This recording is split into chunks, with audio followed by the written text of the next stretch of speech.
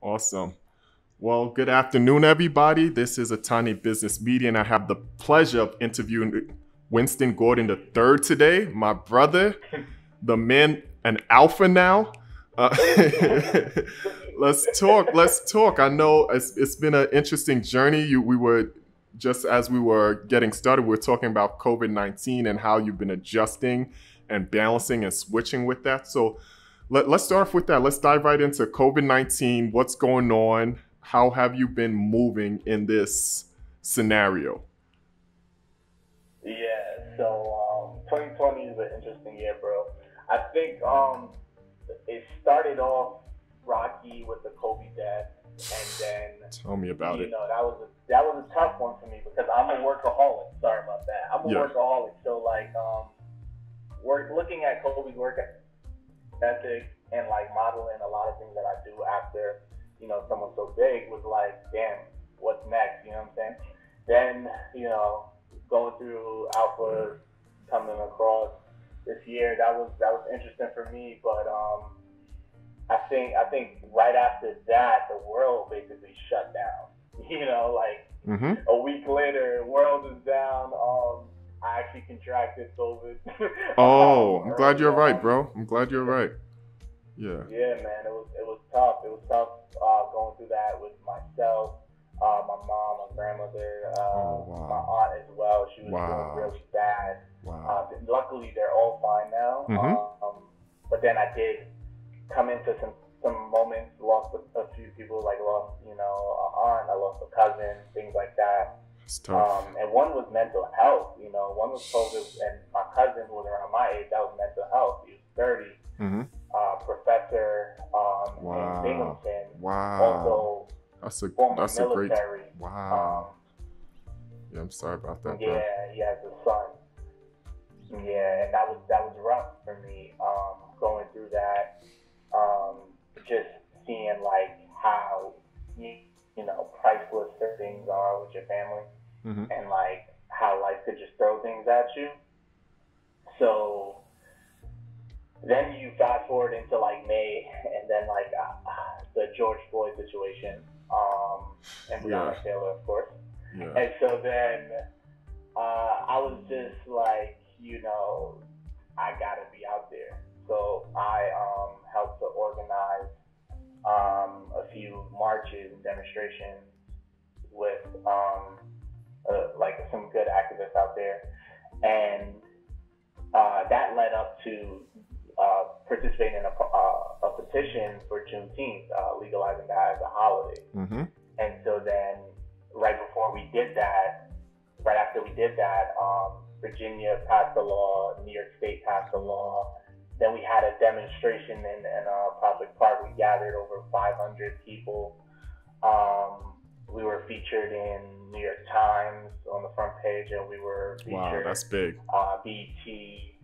That's big. Yeah, we were featured Essence magazine, Ooh, things get like it. that. So so that was a good look for my business because that's the foundation of my business, right?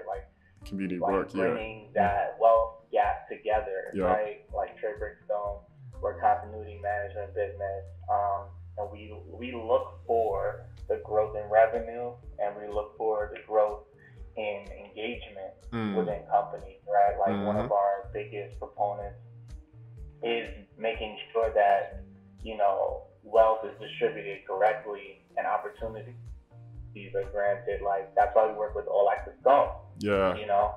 because that's just important. Shout out to All Access Golf. They, Right. Kelly Pierre and Lenny as well. So yeah, so like we do these things, like, and we've been doing these things. So even before 2020 hit, so like it was just a good moment to really dive into the business, and just continue this growth that we're experiencing, right? And so like, I use this time, even though I'm an administrator at Columbia, I use this time to really hone in on those skills for the business and allow for that business to grow, and allow for myself to grow. So not only did the business, TREY Brickstone, not only did we receive our New York City MBE and what we That's big. Wait. We're gonna rewind that. So one, what I'm gonna do is, this is big. Everybody, getting your MWBE, which is it stands for Minority and Women. Getting that is huge because while it's for minority and women, there are hurdles to get it. there are hurdles to get it. And it can open a lot of doors to any business. It can open a lot of doors. It opens doors for government contracting. Even some private entities may want to partner with you because they want to fulfill their quote unquote quota. So it can really open the doors, but it's hurdles. It's a lot of hurdles to get it. So let's punch this in because I don't think enough people know about what it is to be an MWBE. So can you define that for us, even though I did a little bit? And then also talk about some of the things you had to do to become one and the benefits that you are planning to receive from becoming that. And I know you said you did the city level and there's the state level. So that's even something different that we'll talk about too. But definitely, yeah, that's something that's big. But let's talk about that. So I think, and I'm going to speak for myself. I say some of us Black people, we don't know these opportunities exist, especially with government contracting, because I've been in private business, running my own companies. And it wasn't until maybe a year and a half ago that I realized that we can get into government contracting too. And that's big, big, big business. I didn't even realize the billions and trillions that are available by contracting with the government. So let's punch into, because I don't see anyone talking about this really. So let's talk about this a little bit. Right. So the inspiration for the MBE that I received actually came from the Gentleman's Factory when I went to. Shout out to Jeff Lindor and the Gentleman's Factory. Yeah. Shout out to Jeff Lindor and the Gentleman's Factory. David Watkins, of course, stands here. But I think when I went to that presentation and I saw the opportunities for contracting within schools, and I'm such like an education person and wanting to give back and give all of this information to as many people that I can that's willing to listen. I thought that was like a great opportunity to serve your business, but also serve your community within these schools and allow for there to be some break in the curriculum, because when you're in school, you only hear get a job, work, get a job, and then you never really see the opportunities in business early. It'll make a huge difference when a professional walks in a school and shows the person that they're doing business and that even this opportunity is a business, but it's also benefiting many people. So yeah, when I saw the Gentleman's Factory presentation and they were saying, that there was like at the time, I think the stats were from 2017, 2018. It was like $92 billion budget. He didn't say that wrong. $92 billion. And I believe, and I could be misquoting, for New York City, I believe about $24 billion in the New York City DOE. Yes. So the DOE is the Department of Education. So imagine that the New York City Department of Education has a $24 billion budget that they have to spend. Like, it's not like private business. They can't hold on to it. They're supposed to spend it. Right. They're supposed to spend. This is expendable. And then on top of that, you look at the MBE and the certificate and the access it provides you to bids. And then you look at the contracting, and then you look at it saying 33% of New York City's budget is dedicated to minority and women-owned businesses. And then you look at the amount of participation, and I believe it was somewhere around 22%. And out of the 22%, only 2% were actual Black minorities.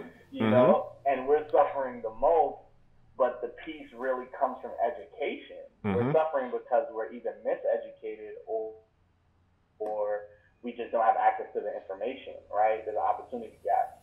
So I think when I saw that, I was like, yo, like this is where it's at. Like this is where you got to be. Like you have to be in it to win it. You have to, press on and push on because you have all of these opportunities that people are trying to give to you, but you have to be like politically aware. You have to be stout, and you have to just have a goal in mind. And so like it was a great opportunity to learn that information.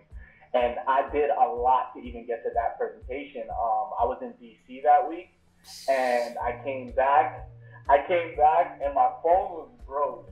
Man. So I didn't even have a phone. Like I was retaining all that information in my head, and then I had to get my phone, and then like I think I had to go somewhere later on that day as well.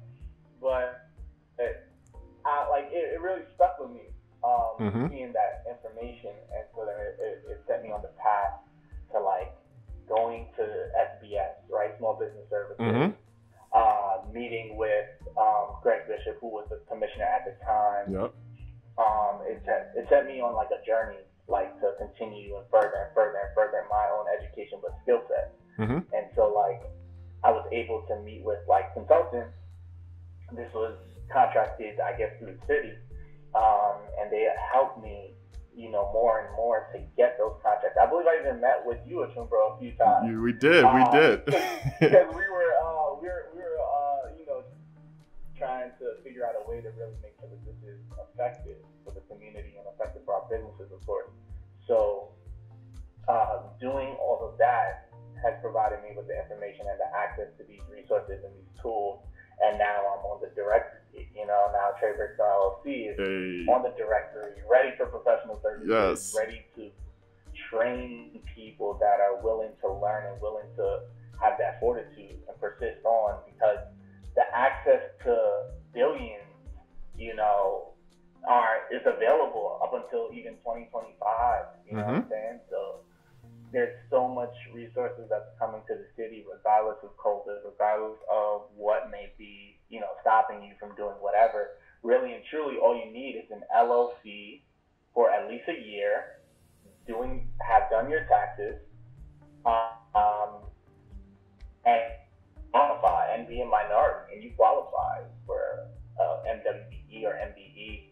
MBE specifically because I don't have a woman in my business. So if you're a Black woman, you get MWBE, which allows you for even more opportunities to access that wealth and capital and contracts, through the services, professional services, and through products, whatever you may be selling. And so like, I thought that was big. I thought that, not only pursuing it, but receiving it is big, and you can not only get the city, but you can get the state, and that'll be even access to even more wealth for the community and for everyone involved in your journey, in your process. So, we'll definitely be working together with other communities. Yes, sir.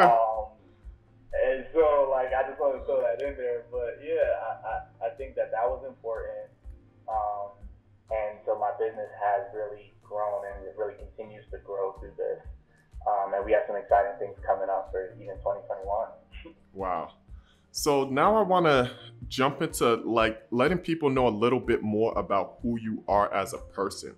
I think one of the things you spoke about was that you're in administration at Columbia University, right? And I think a lot of people have this misconception that you have to just stop your day job, right, to pursue entrepreneurship. Like if you're not a real entrepreneur unless you're just pursuing that alone. I think that's one of the biggest roadblocks, especially the Black progress in entrepreneurship, because we don't realize how many amazing Black entrepreneurs actually started off with a side job, because you need that. As Damon John, we're doing a case study. So my company is doing a case study on Damon John right now. And because we just want to educate Black people about entrepreneurship and how it really works. And one of the things he did whilst he was creating food, he was working at Red Lobster. And he says that if he wasn't making that 30 to 40 to 50 grand at Red Lobster, he would have had to make about 200 to 500,000 more in sales to be able to support himself, right? So even if it's the smallest salary, sometimes it's necessary, because that's all cash that goes to you, other than what the IRS takes away. But that just goes to you, and you're not worried about that. Versus when you get top line revenue in a business, there's so many other things that may have to filter or flow towards expenses being paid. So can you talk a little bit about who you are and also your background education? I think one thing I love about entrepreneurship, you don't have to have a college degree to do it. And you can have a law degree and switch out and do it, right? You can be a doctor and switch out. And there's so much in between. So I want to talk a little bit about who you are. What did you study? Do you feel it helped you? Or do you think, but you said so much you've learned, what really helped put you in the position you are here, and what you think is necessary for other people to pursue to get there? Right. Yeah, great question.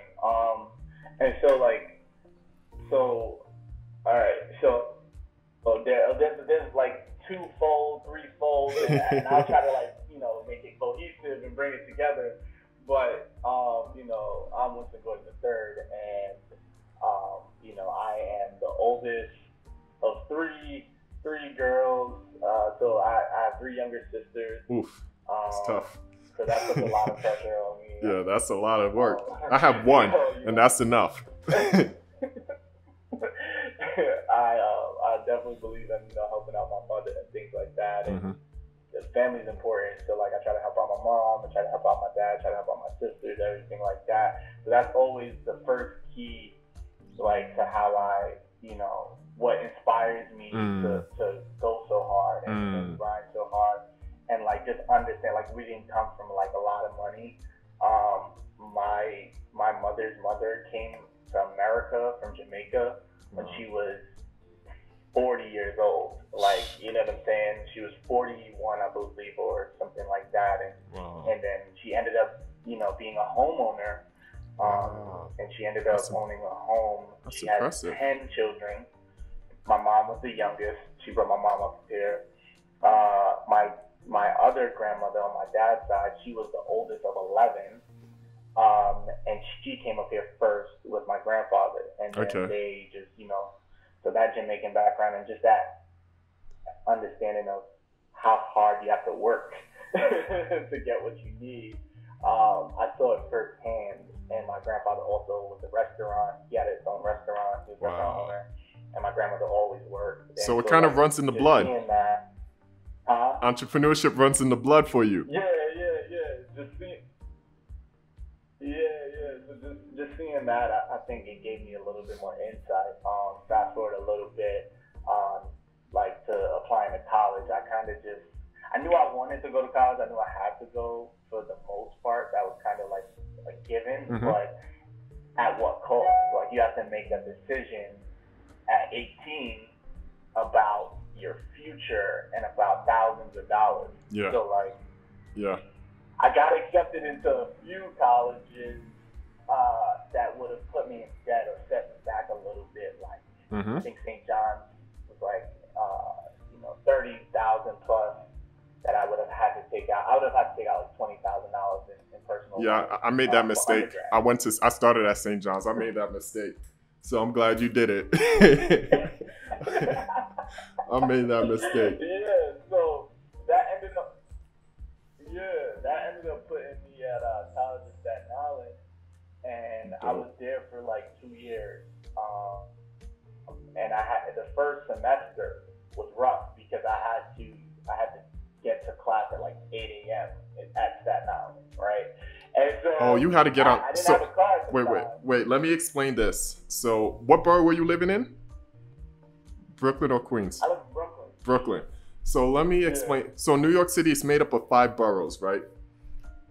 Actually, I'm not going to say this joke because I might need some government contracts, so I'm not going to say this joke. But let's just say, to get to Staten Island, if you don't drive, you can't take a train to Staten Island. You have to take a ferry, unless you drive, right? Or you can take a bus, I guess, but that'll be a long trip. So the ferry, in the winter, it's cold. At 8 a.m. or 7 a.m., it is cold. It is freezing. So, wow. I feel for you, brother. So yeah, man. Taking the train or the ferry at times, and then when it got cold and the river would freeze, you can't take the ferry, so you have to take the train. So taking the train, and that travel was about 2.5 hours, maybe 2 hours and 15 minutes.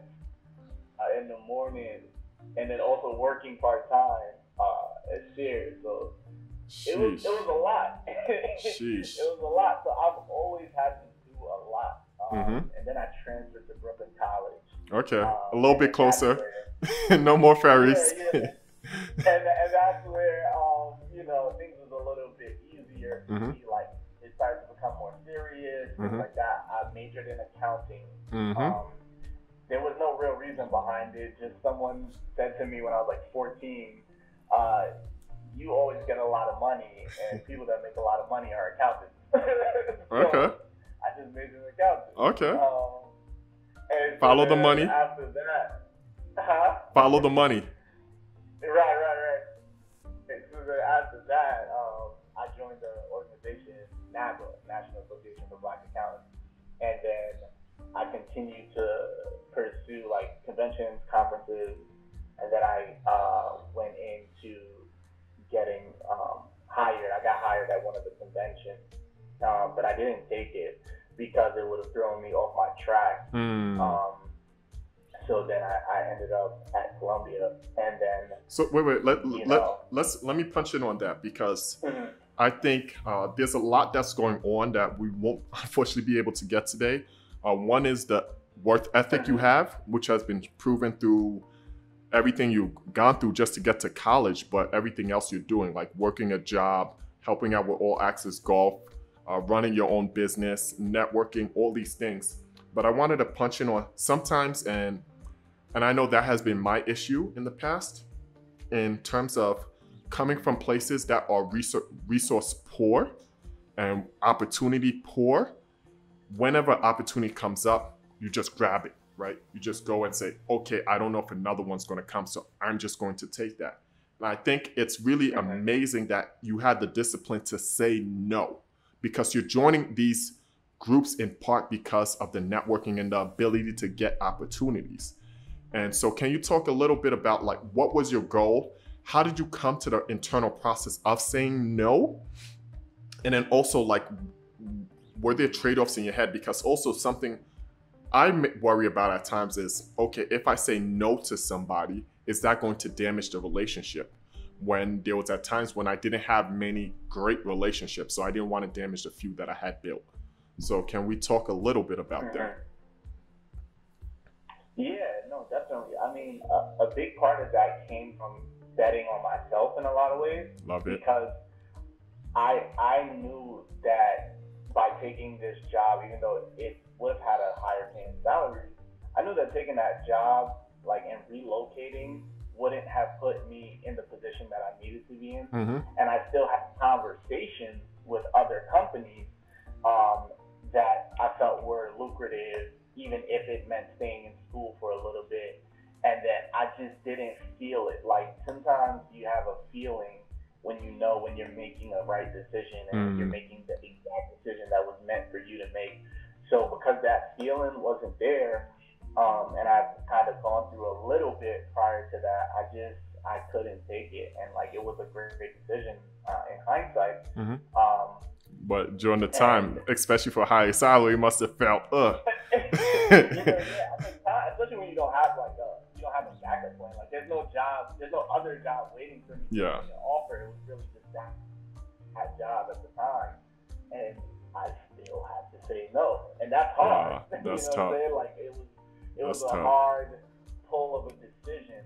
And when I started working at Columbia, I'm just going to give you a little bit up until this year. When I started working at Columbia, I immediately said, hey, 2/3 of the tuition will be paid. I mean, I got to jump on this. So what I tried to do was apply for EMBA program, Executive MBA, which I was still under the work threshold of experience, right? So, like, it wasn't an automatic given, but I still worked hard, made the relationships that I need to make to get recommendations, even a recommendation from a business school professor over there at Columbia. That's big. So let me punch in. Hold on. Let me step back, because you're saying, I just want to make sure people may or may not know. So Columbia is, I think, their business schools, I think, is ranked number 4. It's ranked number 4, I believe. Rankings change, but so imagine working to get into one of the best business schools in the world, right? Starting off 22. at 22, starting off taking a ferry to Staten Island College. And then going to Staten Island College to Columbia Business School. So that's dope. Big commendations to you, brother. Yeah, bro. Thanks. I appreciate that. So yeah, obviously my ambitions are high, and so like I didn't see a problem with it or issue with it. But I guess on paper, whatever your resume may look like at the time, that's just what it is. Mm-hmm. You know, even though my first job was at a mortgage company at 16, that didn't matter. Yeah. You know, so yeah, I mean, I took that rejection grade. I went back to get into the wealth management program at Yes. SBS, right? Yes. School of Professional Studies at Columbia. Yeah. I did not get into that program, right? Mm-hmm. But things work out differently, and so like based on the experience that I had this year with not only demonstrating, putting events together, being in touch in the political community, being in touch with the community in general, and just seeing what things are for how they are, I pursued my MBA. And so dope. I pursued my MBA at John Jay College. Dope. Got in. Congrats, brother. So I'm in that process right now, and I'll be starting that in January. But like, I don't, I'm not afraid of what more, putting more on your plate may do for you. I'm just kind of like betting on myself at this point in time, and so like, I don't have any doubts or misconceptions about what'll happen. I think that as long as I continue to pursue really hard and bring people along with me and continue to put in the effort and work needed for my business, that, the progress will show and my resume will speak for itself. So I'm going to continue there.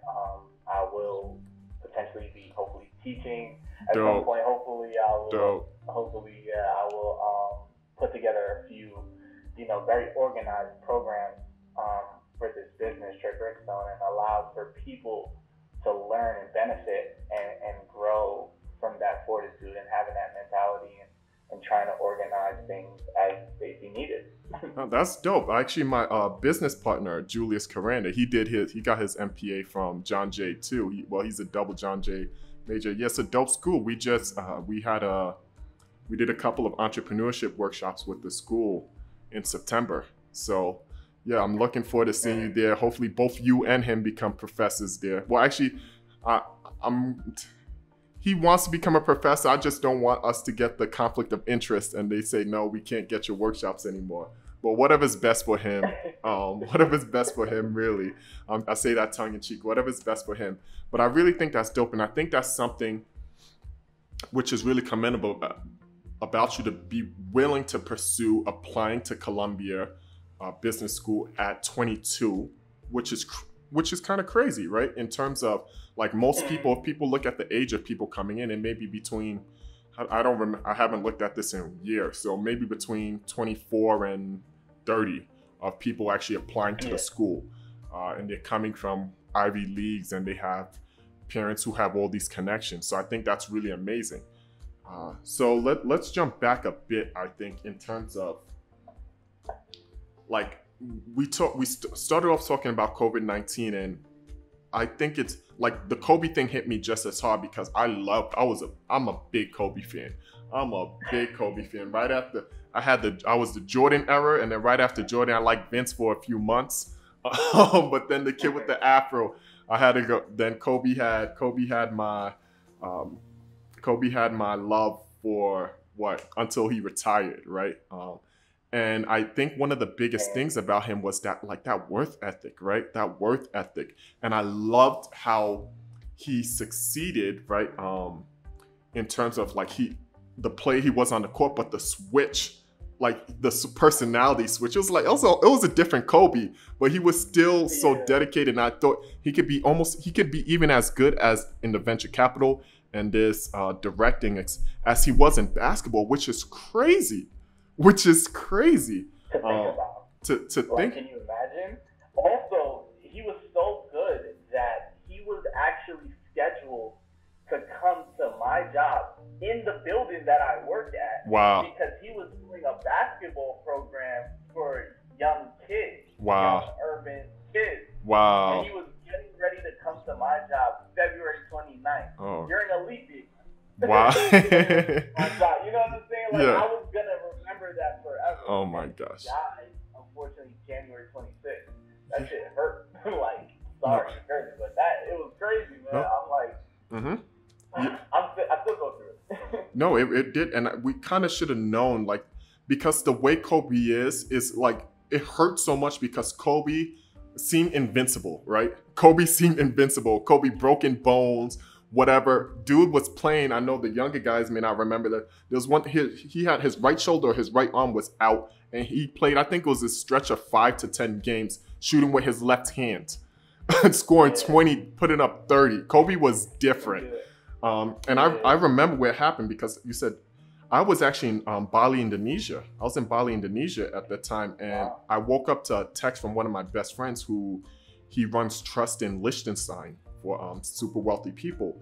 And he's a big LeBron fan, but he was also a Kobe fan too. And I just wake up to this text at 5, 6 a.m. Indonesian time saying Kobe had died. And like, it didn't register at first because I was like, nah, not Kobe. Like, there's a lot, but not Kobe. And I think that really it kind of made sense that it happened in this year. This year has been so out of whack that it happened in 2020. And I think what is really incredible is like you creating a business last year, starting the business last year, and then traveling through this time where your parents have, you've been sick, your family members have been sick. The mental illness piece is so crazy because I've seen that in our community, right? Everywhere, but I focus on the Black and the brown community and really seeing that in our community. Like, we get punched so much, right? So many different hits in terms of people dying, sickness, not access to resources, loss of opportunities, things like that. And how are you able to continue? What keeps you going on? Because the thing about it is, it's usually not one punch, it's usually 5, right? It come in clusters of 5 or 10 or whatever it comes, and then it's boom, boom, boom. So how do you keep your head above the water and continue? What's pushing you on? What's motivating you? Yeah, that's a loaded question, but I think that a big part that pushes me, I've had to tap in a lot of times to the mental health portion of it, trying to meditate or exercise or go for walks, try to do some of the little things to really separate and break out of that mode because it's so much at one time, and just talking to people and just having those types of therapeutic sessions, it helps. That's amazing. But the overall motivation and the overall goal for why it is that I go so hard, because at the end of the day, I want to have, not only just millions, but hopefully billions. And love it. That takes, Kevin Hart, say it with your chest. So that takes a lot of courage. It does. That takes a lot out of you if you think about the different situations that people are faced with to be entrusted with so much resources or so much power, so much wealth. So I think that having a goal that's bigger than yourself and being able to help and support people outside of just yourself is big. And that's big enough to take you on through the next day, the next week, the next month, and the next year. Yeah, wow, that's big. And I love it. I think, honestly, sometimes there's too much worry about saying, hey, I want to be a millionaire or have 10 million or even have $1 billion. And I love that you're saying that loudly because I want, we spoke about this. One of the reasons for this interview is to inspire people to go further and say it's okay to have that type of dream. Even if you don't know how you're going to make it there now, eventually you keep telling the right people and you keep connecting, you keep working the way you are without quitting, and you're going to find a way, right? You're going to find a way, or you're going to get darn close. You're going to get darn close. So I love that because, like we said, Kobe, he was aspiring to be like Jordan. He didn't become Jordan, but he was darn close, right? For a second, I was arguing. I would love Jordan, but I was arguing Kobe's better. But yeah. So I really think He it's definitely plays best competition. uh-huh. I'm not trying to have all the basketball fans come in and start ripping us in the comments. But yeah, doing that, I think that's really important, because I think one of the things we shy away from is making a lot of money, or saying we want to make a lot of money. There's too much emphasis, I think, on nonprofits and charity work, without the understanding that the economic levers can help lift our community out of poverty, lift our community out of, how best can I say this, miseducation, right? So these things lift our community out of mental illness, and obviously God first for me and everything, but these are like practical things that can actually create the most change, in my opinion. So with that said, I'm glad you're doing that, because that's going to grant you the resources to help the community, or grant you the resources to invest in other businesses, or grant you the resources just to have time to think on your next big plan. Like, I think one of the things Jeff Lindor said, or maybe he was quoting somebody, is one of the things that Black people lack the most is the time to think. And money grants us that time, right? Money grants us that time to just stop and think and reflect and actually plan. So I think that's really big. Now, I know we're going to start winding down and everything, because you're a busy man. So thank you so much for this time. But I kind of wanted to touch a little bit more about like your consulting business and what you're doing. So can you tell me more about like, how is that going, what you plan to do, and what type of help would you need with that, if any? Right. So yeah, that's great, because I'm always thinking about that. So even as I go through it now, one of the things that I've been doing is gearing up to seek out maybe internships, like interns, Wow. right? And seeking interns for the business, right? Wow. In a way that'll be beneficial to not only myself and my company, but for them as well.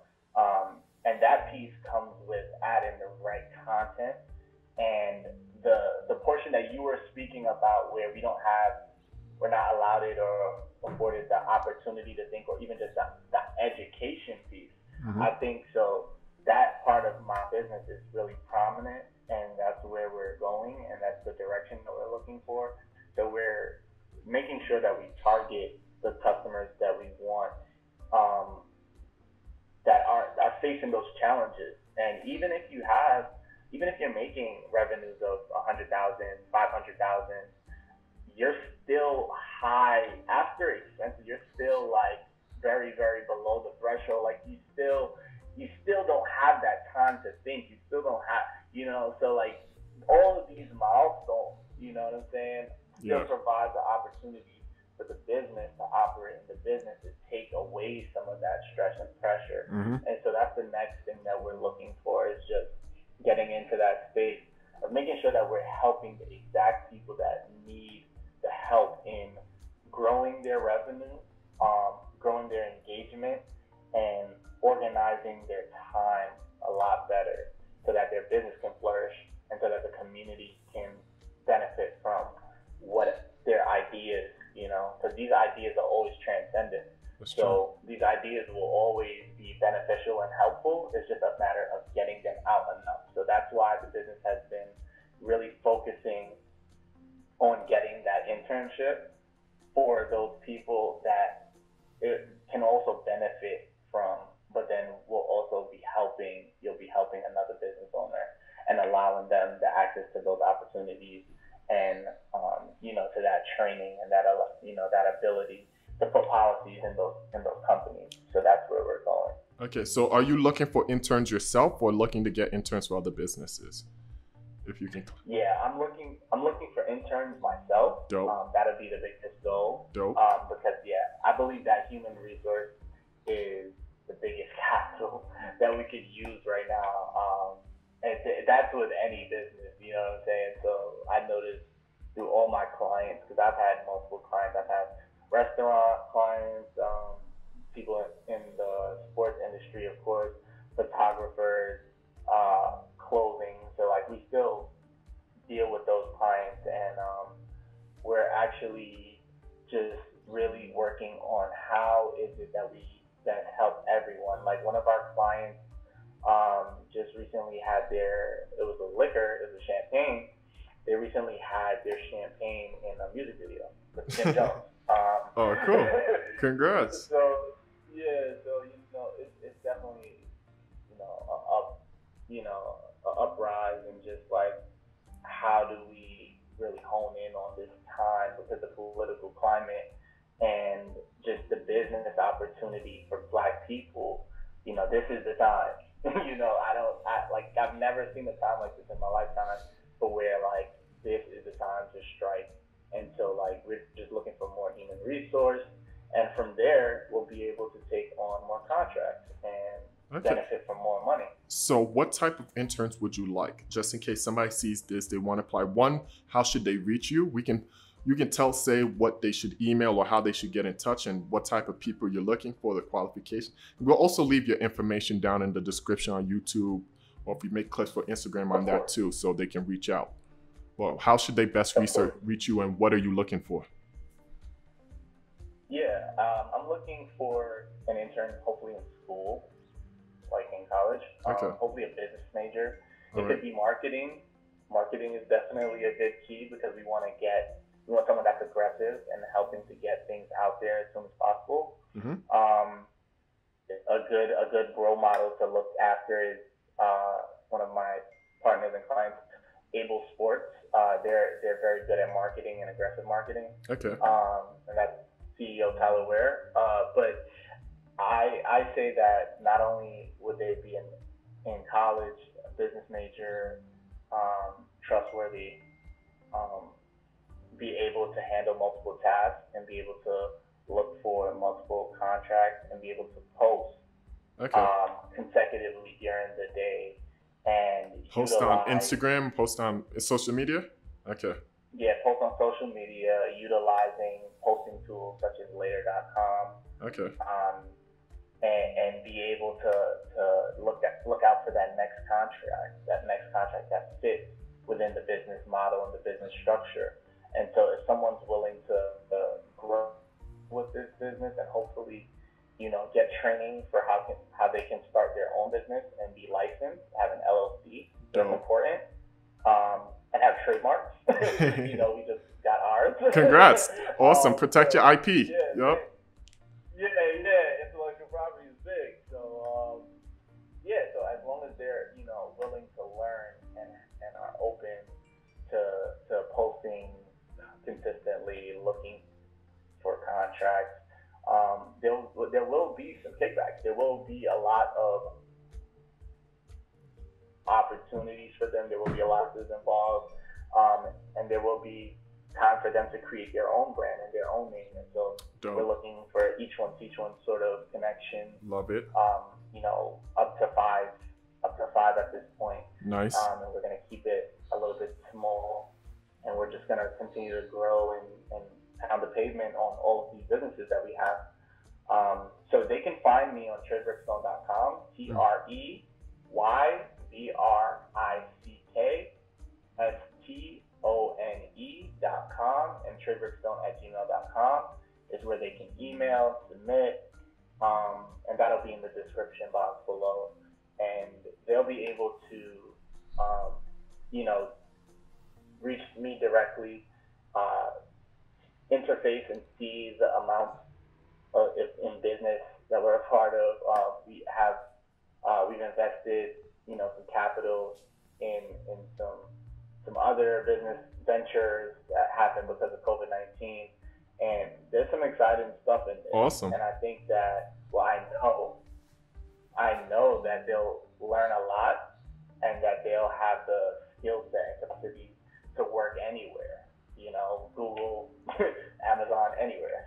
Yeah, that's for real. And I think it's so anybody who's watching it, I highly recommend getting an internship at a startup. Highly recommend getting an internship at a small business, especially with Winston, because you're going to learn so much rather than a large company, because we don't have a lot of systems in place. So you got to create the system. Yeah. We don't have time for you to run and do coffee errands. There's real work to do. So you're going to get real hands-on experience that you wouldn't get working at a larger company. And in addition, just working for a good leader that's willing to teach and willing to put you in a good position, I think is so instrumental. So please, if you see this, go check out TREYbrickstone.com, send out a message, and put your name in, right? Put your name in. It's great to connect with him, and then you'll get so many contacts by being in entrepreneurship. That's another thing. Because you're not in the back office or you're doing real work, you'll be able to have better conversations with people, and you'll be able to talk with people you wouldn't be able to talk to if you're at a larger company, because they're not going to put you there. That's where the partner is, to connect with people, right? So I think that's so important.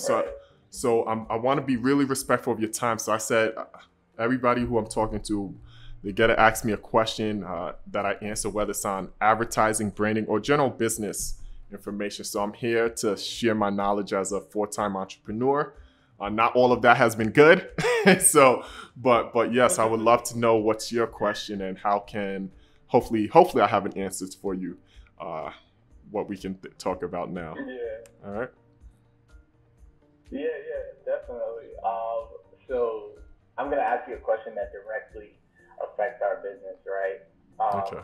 We've been working on pricing, right? Oof. And so when you're working with pricing and you come up with a price for your product, and you come up with a price for your program, and you're seeking a specific market, your target market, what is the best practice or most effective way or tool that you've been able to utilize that receives the engagement that you're looking for from a business to business perspective? In your opinion, what do you think is the best practice to receive the engagement you're looking for when you have a certain price point and you have a certain target market in mind? Yeah, so pricing, that is a whole MBA in itself. Pricing is a whole MBA in itself. And so one of the, I guess, the thing to focus most on general, because I think it's very point specific in this, but a general principle I think is really good to stick by when you're thinking about pricing is understanding the difference between value and price, right? Value and price. So once you can, the biggest thing to focus on, in my beliefs, is increasing the perceived value to your client base, right? Increasing the perceived value, because you want to make it to such a point they're getting knowing exactly what they need and packaging that up together. So they're not looking at the price as much, but they're thinking, okay, they're giving me this, this, and this, and I really need this, and they're really fitting my needs, and they're doing it to a really great quality standard. Like, I think a lot of people just try to lower price, and that's really, you don't want to get into a race to the bottom. What you want to do is increase the value perceived, right? So say, okay, we're coming in, we're going to come in with these workbooks that they're going to get on top of that. This training, we're going to throw in a one-on-one session, just adding to that package. So maybe it has a higher marginal cost, but it's going to let you get that sale, right? And then what's going to happen is you're going to get raving testimonials, which is going to justify your price more in the future. Especially when you're starting off, you want to I always believe on fighting based on quality, right? Fighting based on quality. So trying to create the most quality service and making sure that your target market understands or wants that quality, and then basing it off that. Yeah, so I know I didn't touch really on exactly the number and the formula for pricing, but I think if you focus on value and really put that up front, people are going to recognize that value, and they're going to say, you know what, that price is very reasonable in light of this value. Right. Focusing on that end goal that your specific target customer or business is looking for. Mm-hmm. And if you blow them out the water, they'll just say, you know, that's a different price, but that's a lower price, but they don't have all these features. They don't have all these services that I'm getting from this. Yeah, I agree. That's been one of the things that I've noticed when you offer, this is another gem, when you offer someone, no matter what their position may be, you know, CEO or, you know, VP at the NBA even, if you offer them something tangible that you have and they don't have it, it's a better relationship. It's a better growing relationship. But you just offer that to them as something to take, and that'll give you a lot more, encouragement. So I think that was that was definitely a good answer, and it helped to keep this thing going. Yeah, and I want to see you getting them 20, 50, 100, $5 million bids and checks. That's what I want to see. That's what I want to see. And you can't do that with a race to the bottom. Like, you can't do that with a race to the bottom. So I'm hoping that's a bit helpful for you. And I think, unfortunately, we've been taught like just to be cheap. But there's a lot of value in luxury price goods or services. Like, that's something like I'm not going to get too much on this call, but I don't want them to start putting you in luxury when government contracting. But people want luxury, right? People want luxury. So you can sell them that. All right.